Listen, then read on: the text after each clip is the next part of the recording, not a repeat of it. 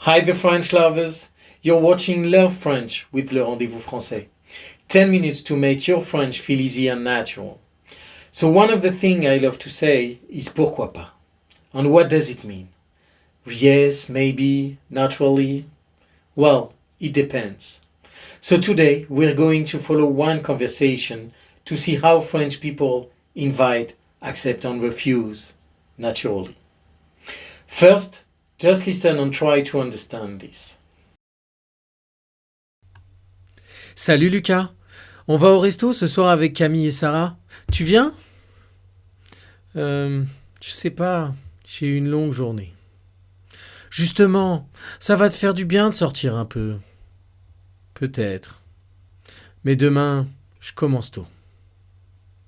T'inquiète, on reste pas longtemps. Bon. Pourquoi pas alors? So, what happened? At the beginning, Lucas doesn't really want to go. But Antoine doesn't simply repeat tu viens, tu viens, tu viens. He listens to Lucas, answers his concern, and little by little, Lucas has changed his mind. Right? So let's go back to the beginning. Antoine says, Salut Lucas, on va au resto ce soir avec Camille et Sarah. Tu viens? First, resto.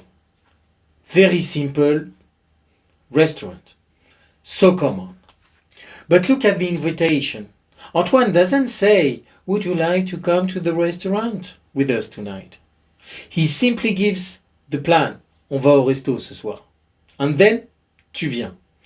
That's enough. You can use the same pattern in many situations. On va boire un café. Tu viens? On va au cinéma. Tu viens? On mange dehors ce soir. Tu viens? You could also say tu veux venir, or more politely and softer, tu voudrais venir.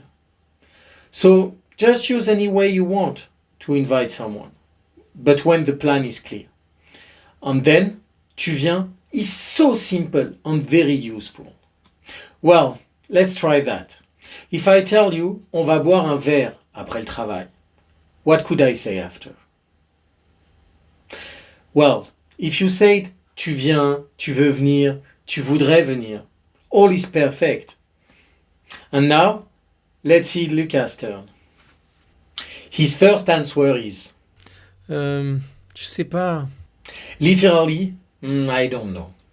But Lucas obviously knows better if he's tired or not. So here, je ne sais pas, shows his hesitation. And he explained why. J'ai eu une longue journée. Antoine tries again, and Lucas answers, Peut-être. Mais demain, je commence tôt. now, compare je ne sais pas and peut-être. Neither one is clear to say yes or no. And Lucas is now keeping the possibility open. And that is what is useful when you speak French. Because sometimes you simply don't know yet. So you don't need an instant perfect answer anyway. When someone asks you, tu veux venir samedi? You can say je ne sais pas encore, peut-être. And then you explain.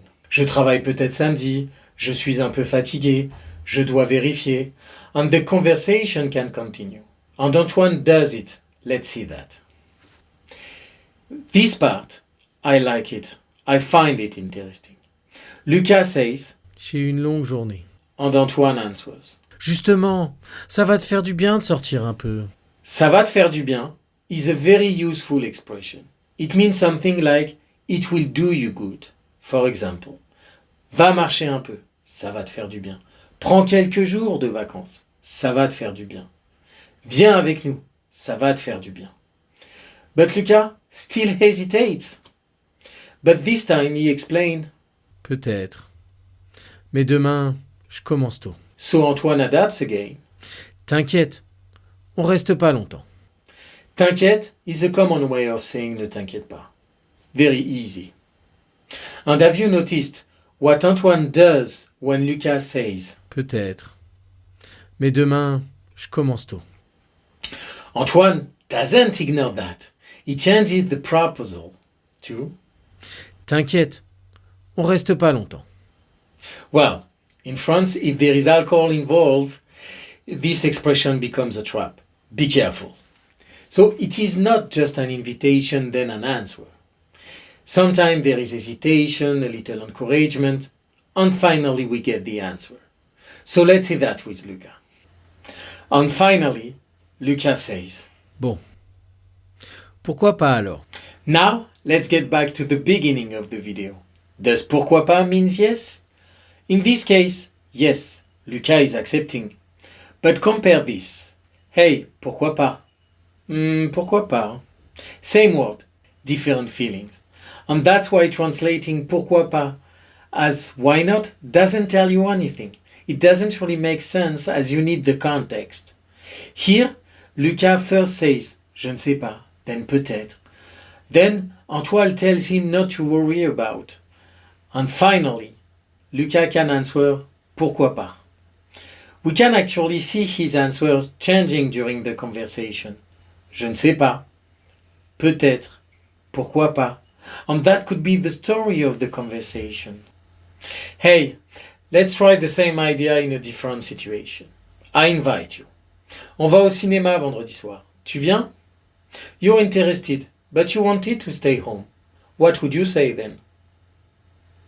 Maybe you would say, je ne sais pas. J'ai envie de rester à la maison. So I answer, ça va te faire du bien de sortir un peu. But you've got plans for the weekend. What would you say then?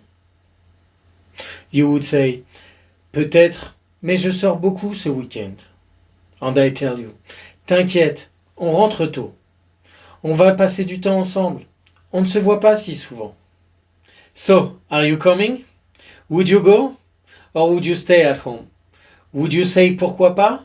Or non, pas aujourd'hui? Tell me in the comments. The important isn't to copy Luca. It is to have simple ways to invite, hesitate, respond, and tell clearly your decision. That's it. So, one little thing. Don't try to remember every sentence. Remember the movement. On va? Tu viens? To invite someone. Easy. Then you can answer je ne sais pas, peut-être, and even pourquoi pas. And if you want the other person to say yes, you can say ça va te faire du bien. T'inquiète. That's how the conversation keeps going. It is not always one question, one answer. When we talk, we hesitate, we explain, we react. And for that, it's easier to use those French little expressions. If you want to go from understanding conversation like this to actually having them, I also organize lives and workshops where you can practice your speaking French. French isn't just something to learn, it is something to talk about. See you, the French lovers!